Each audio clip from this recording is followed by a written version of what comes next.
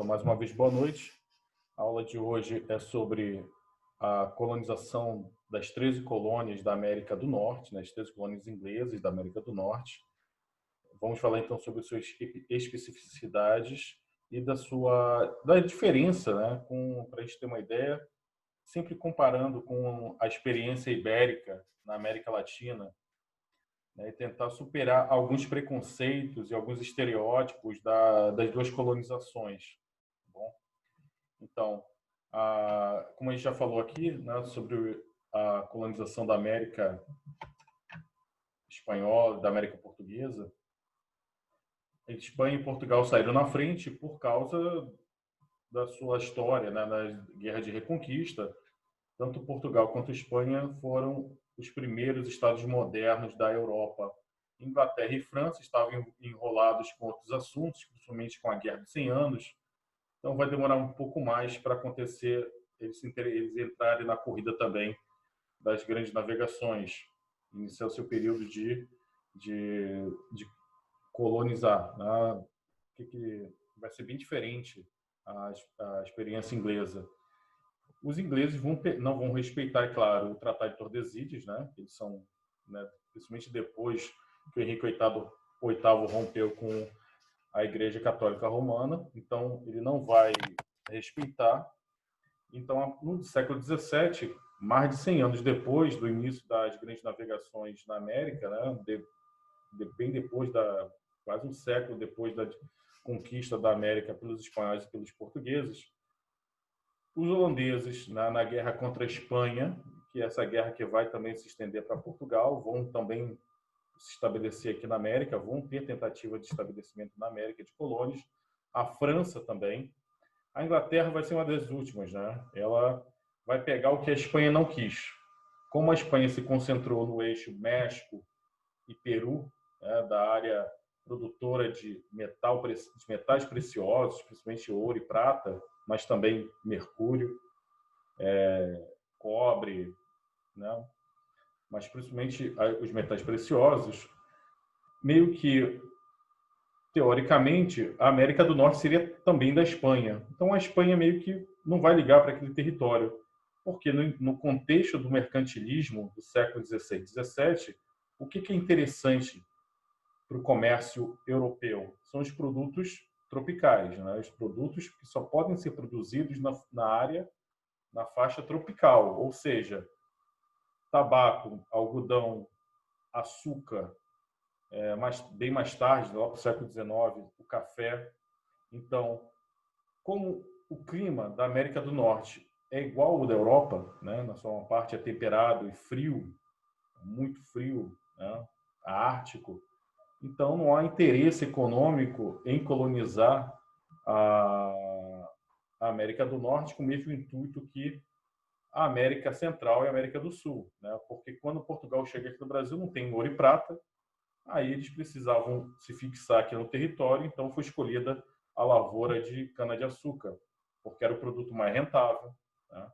Então, o que vai condicionar o estilo de colonização vai ser justamente os interesses econômicos.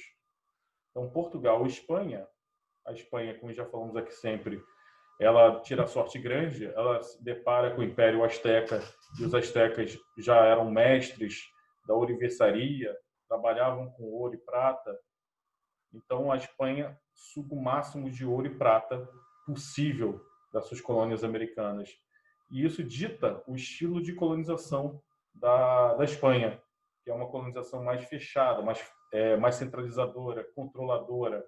É um controle muito estrito sobre as colônias, justamente para controlar e não deixar perder a produção de ouro e prata das suas colônias.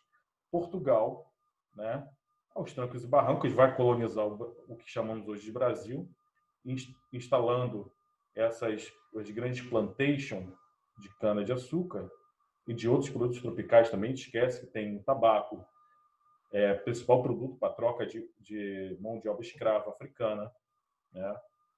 O cacau também, o algodão, mas a gente concentra mais no açúcar, né? Que é o principal produto de exportação do século XVI e XVII aqui no Brasil. Então, quando a gente fala assim, qual é a diferença das duas experiências, né? Portugal e Espanha, e da América do Norte, né? Canadá e Estados Unidos. O pessoal sempre fala logo, uma de exploração, outra é de povoamento. E sempre a de exploração tendo um caráter negativo e com aquele reducionismo, né? Os portugueses e espanhóis vieram aqui para pegar todas as nossas riquezas e não tinham interesse de povoar a terra. Mas se você parar para pensar, isso não faz muito sentido.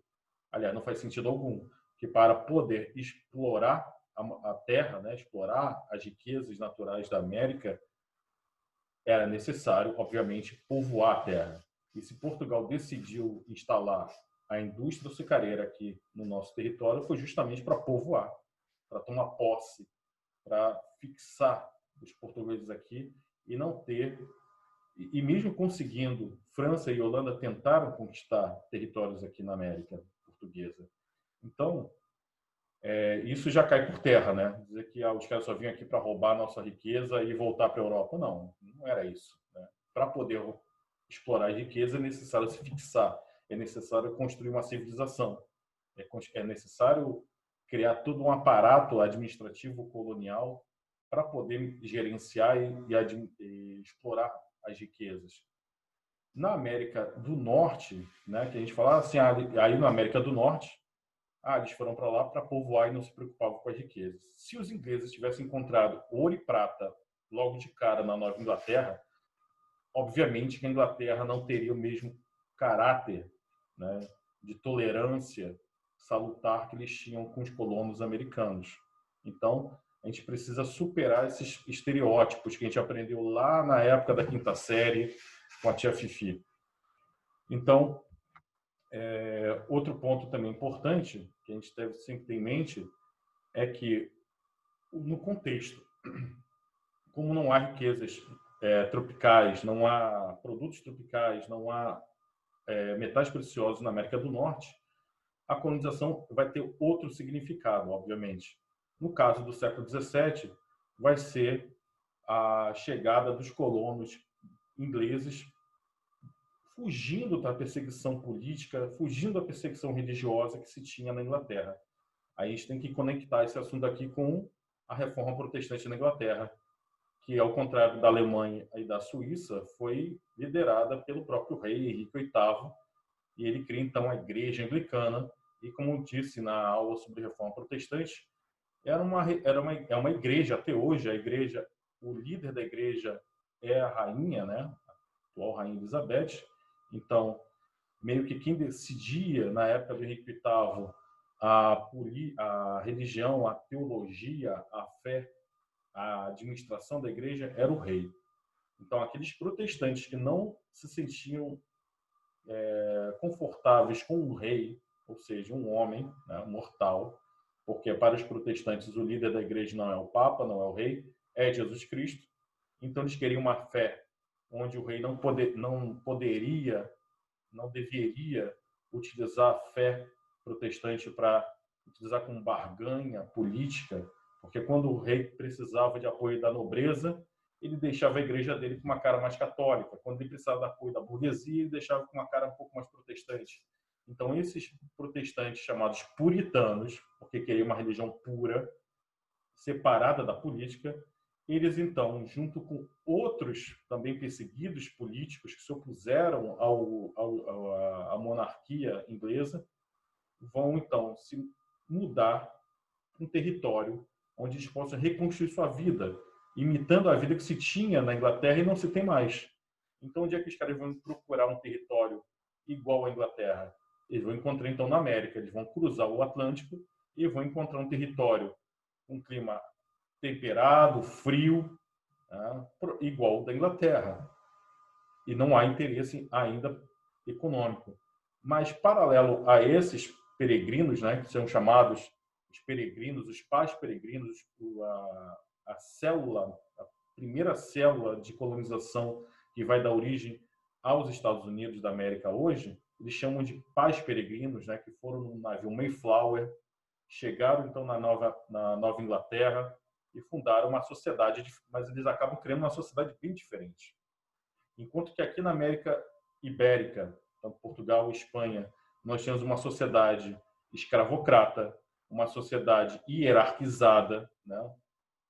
Não somente questões raciais, mas também porque Portugal e Espanha já trazia desde a Europa essa estratificação hierárquica. Quando os peregrinos chegam na Nova Inglaterra, na América, eles decidem então criar uma nova sociedade, uma sociedade igualitária. Então aquele cara que era burguês, aquele cara que era juiz, aquele cara que era nobre lá na Inglaterra, ele chega na América, isso não faz mais sentido, esses títulos. Todos são iguais, porque todos precisam se unir para construir do zero uma sociedade. Então já começa a surgir nessa nova sociedade essa característica de igualdade jurídica, pelo menos, né? Ao contrário da Europa, você tem uma desigualdade ainda, uma desigualdade de nascimento, de estamento, nobres, burgueses, servos, camponeses livres, bem estratificado. Essa sociedade na Nova Inglaterra, eles vão se considerar iguais. Então, e por que a Inglaterra não ligava para esse território? Como eu falei, a Inglaterra ela tenta colonizar já antes desses peregrinos chegarem com alguns territórios da América do Norte, com algumas companhias de comércio. Muitos dos criminosos que eram julgados e condenados, aqueles que não eram condenados à morte, eram condenados na Inglaterra ao degredo. Então, o cara cometia um crime, sei lá, de roubo, extorsão, sei lá, qualquer coisa, lá na Inglaterra, em Londres. Se ele não fosse para a forca, ele poderia ser condenado a uma servidão de contrato. Ele seria, então, enviado para a América, em degredo. Ele, então, chegando na América, ele seria uma espécie de escravo durante um período, tipo 7 anos. Ele trabalharia de graça para um dono de terra, né? Ou para uma companhia de comércio. Então, ele trabalharia lá, então, de graça, cumpriria a pena dele e ele poderia viver, então, na América como um homem livre, depois de terminado o seu período de contrato, né, de servidão de contrato. O cara virava praticamente um escravo. Então, nós temos, nesse primeiro núcleo de colonização da América do Norte, os peregrinos, né, os pais peregrinos que fogem da perseguição política e religiosa do rei, né, da igreja anglicana na Inglaterra. Temos os degredados. É curioso que é muito comum, talvez, não sei se vocês já ouviram, se alguém, numa conversa informal, tenta entender por que o Brasil é atrasado, né, em relação aos Estados Unidos, por exemplo, cujo, se a gente pegar na apostila de vocês, vem falando que o PIB do Brasil comparado com o PIB dos Estados Unidos, aliás, até o PIB da China, que é monstruoso, não é nem 1/3 do PIB dos Estados Unidos. Então, as pessoas buscam muito a resposta disso no nosso passado colonial. Isso vem da ditadura militar, quando alguns economistas, alguns intelectuais, né, principalmente aqueles economistas que queriam dar uma resposta para o governo militar, uma proposta de renovação econômica, né, planos econômicos, eles vieram com essa explicação. Olha, a explicação para o atraso do Brasil é o passado colonial português. Os portugueses vieram para cá, roubaram o nosso ouro e não desenvolveram instituições, não desenvolveram nada aqui, não tinham esse interesse. E, como eu falei no começo da aula, isso é um estereótipo, isso aí é um lugar comum que não se sustenta. Os portugueses, sim, construíram, tinham várias instituições, é claro, mas na política mercantilista portuguesa, eles tinham uma lei muito severa de não deixar o desenvolvimento de manufaturas na colônia. Então, tudo que era produto manufaturado, a gente tinha que comprar de Portugal. Já na Inglaterra, né, como a Inglaterra não tinha interesse econômico direto nas 13 colônias da América do Norte, como falei, não tinha produtos tropicais, não tinha metais preciosos. Metais preciosos na América do Norte serão descobertos lá para o século XIX, quando chegaram do outro lado, lá na costa do Pacífico, que aí vai ter a corrida do ouro. Mas, como eles não tinham, então a política da Inglaterra era de uma tolerância salutar. Deixa os colonos lá, é bom que desafoga a população aqui.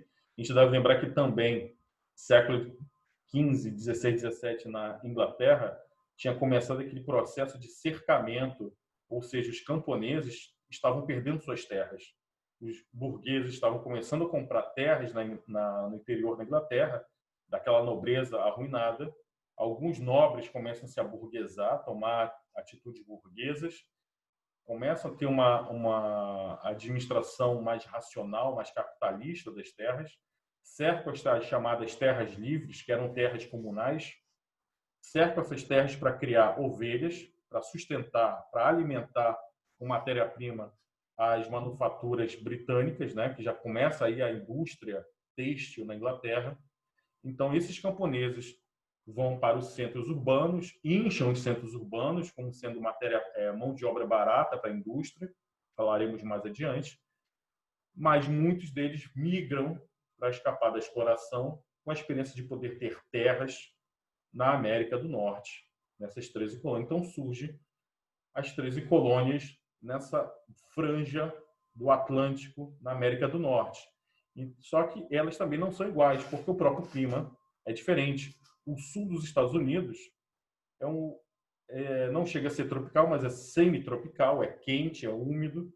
Então você tem a Virgínia, que é em homenagem a Elizabeth, a Rainha Virgem, a Carolina do Sul, Carolina do Norte, a Geórgia. Eles vão ter um estilo de administração, de colonização muito próxima do que nós temos aqui na América Latina. Como o clima é quente e úmido, então, nessa região se fixou a chamada plantation, né, que a gente aprende sobre a exploração econômica aqui na América do Sul. Então, você tem os grandes latifúndios, uma elite branca explorando a mão de obra de um exército, né, de uma população escravizada de africanos. Então, no sul dos Estados Unidos, a gente vê surgir uma sociedade diferente da do norte. A do norte, você tem a primazia da pequena propriedade familiar, né? Quando você pega um filme americano que mostra o interior, né, a família tem uma fazenda, todo mundo na família trabalha, tem uns trabalhadores assalariados, ou então aqueles que vivem com a família, mas são trabalhadores livres e a propriedade é pequena, não é um grande latifúndio monocultor para exportação. No norte dos Estados Unidos, nós vamos ver principalmente a pequena propriedade familiar, onde se produz tudo que é gênero agrícola, né? Você planta cereais, você tem hortaliças, pomares, cria-se pequenos animais, gado, mas sempre o mercado interno. Já no sul dos Estados Unidos, nós vamos ver algo parecido com o Brasil. A plantation, o grande latifúndio, a mão de obra escrava africana e voltado para o mercado externo, né? Principalmente para o mercado europeu. Então, vai se produzir algodão, esse algodão vai ser vendido para a Inglaterra. Tabaco, né? O açúcar. Então, como a Inglaterra meio que não ligava muito para a América do Norte, eles tiveram então autonomia para ter um mercado interno forte, para surgir manufaturas. Eu falei que aqui no Brasil a coroa portuguesa era inozerável, né? Não podia ter de modo algum qualquer forma de manufatura. Vocês sabem o que é manufatura? Alguém tem dúvida sobre isso? Sobre manufatura?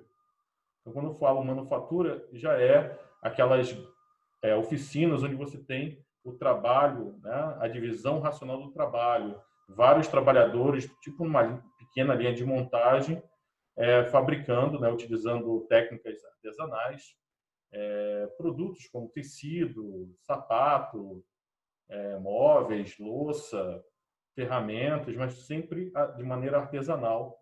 E no caso dos Estados Unidos, né, aliás, das 13 colônias da América do Norte, né, principalmente do Norte, Massachusetts, Nova York, New Jersey, esses que são do Norte vão ter essa característica, né? Trabalho assalariado livre, pequena propriedade familiar, um mercado interno desenvolvido e manufaturas para o mercado interno. Já o Sul, não. O Sul sempre será aquela grande propriedade, mão de obra escrava. Tanto é que a maior parte da população negra dos Estados Unidos fica no Sul, né? Nos Estados do Sul. É claro que depois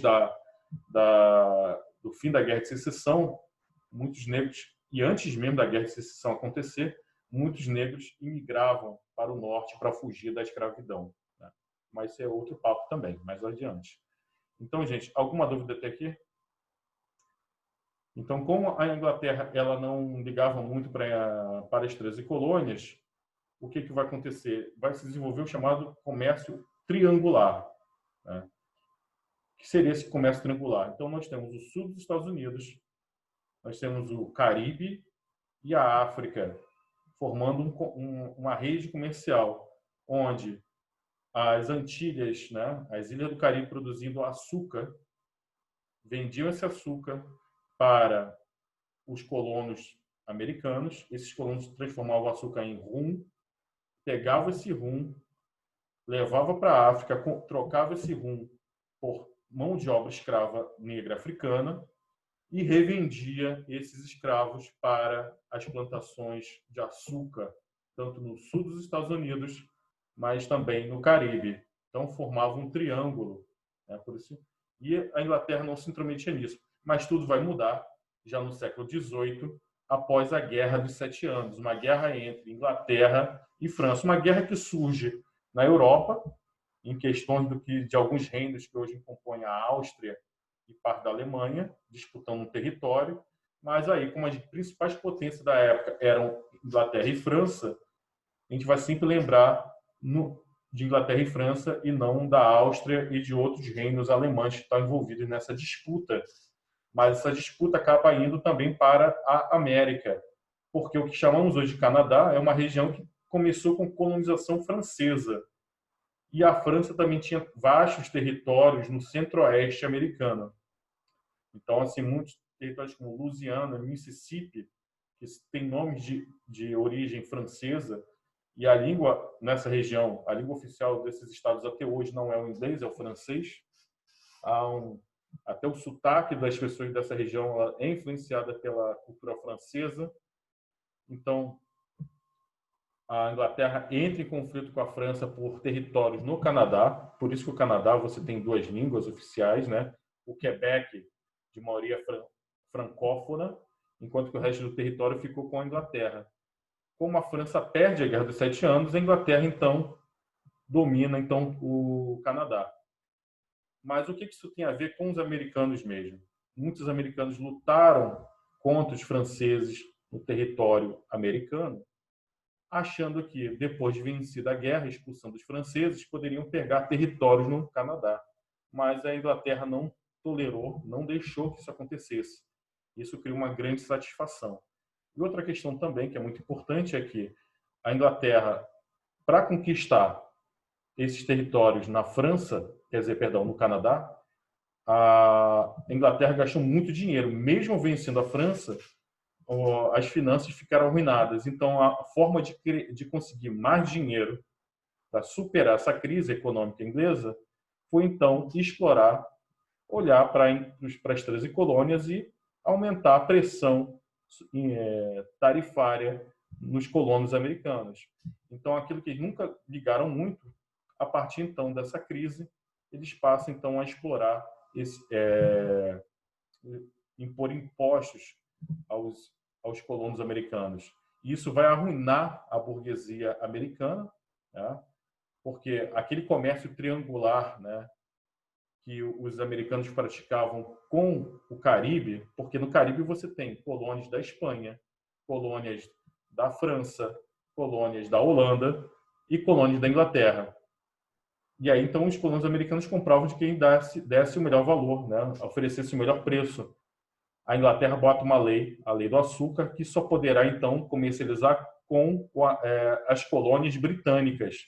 Então, se o cara comprava o açúcar que era das Antilhas holandesas, que era mais barato, a partir dessa lei, só poderia, então, comprar da Companhia das Índias Ocidentais inglesa, de colônias inglesas, como, por exemplo, a Jamaica, que fabricava açúcar também, né? Fabricava e vendia açúcar.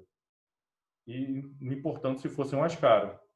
Então, cobrando impostos que nunca se tinha comprado até então, intervindo diretamente nos negócios, colocando impostos como a lei do selo, todo e qualquer documento, livro, revista, jornal que fosse impresso na colônia tinha que vir com um selo, e esse selo, então, tinha que se pagar por ele, aumentando, então, os gastos, esses impostos.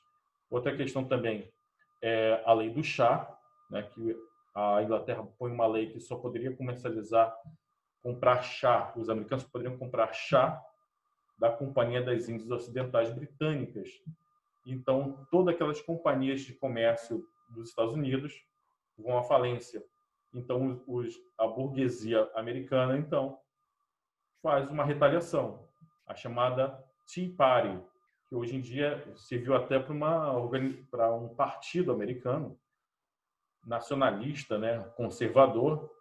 E o Tea Party, na época, foi uma manifestação onde uns brancos se vestiram de índios, invadiram um navio britânico, pegaram todo o carregamento de chá e jogaram no mar.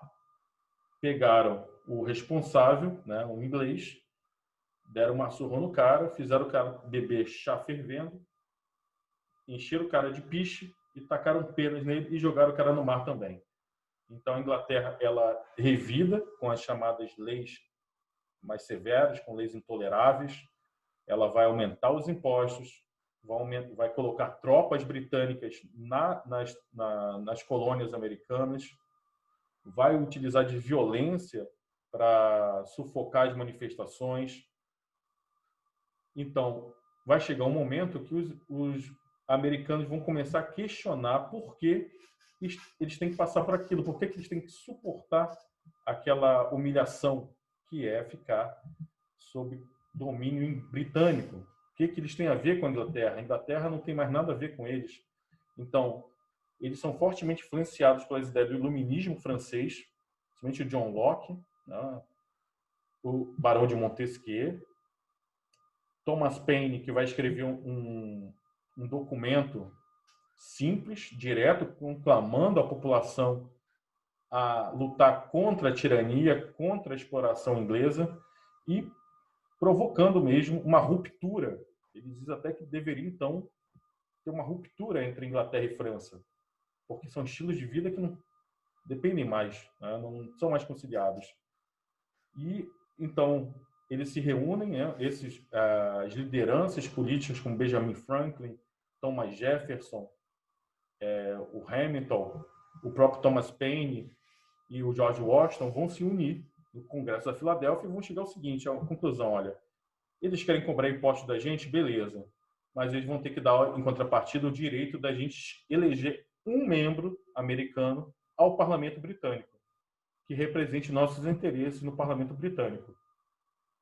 É claro que a Inglaterra não aceita, então a resposta dos americanos é o seguinte, se um governo ele não contribui para a busca individual da felicidade de cada um dos seus cidadãos, esse governo não presta. Então, é fortemente influenciado pela Revolução Francesa. Mais de uma década antecede a Revolução Francesa.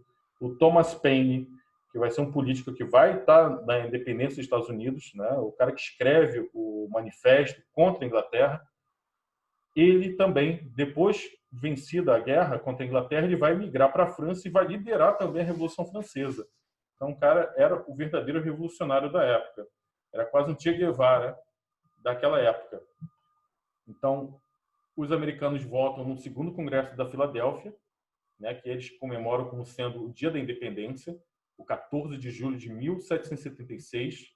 A Inglaterra não aceita, obviamente, essa ruptura, e aí é guerra que se promove, né? Acontece a guerra entre as 13 colônias e as forças britânicas.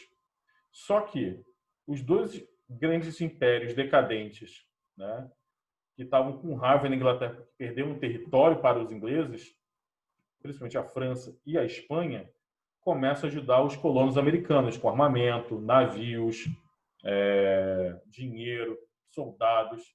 E aí, depois de quase 7 anos de batalha, eles finalmente vencem os britânicos, expulsam os britânicos do litoral americano, né, da América do Norte, e somente bem mais tarde, no Tratado de Versalhes, né, com a França mediando, a Inglaterra, finalmente, em 1781, ela reconhece a independência dos Estados Unidos, né, das 13 colônias.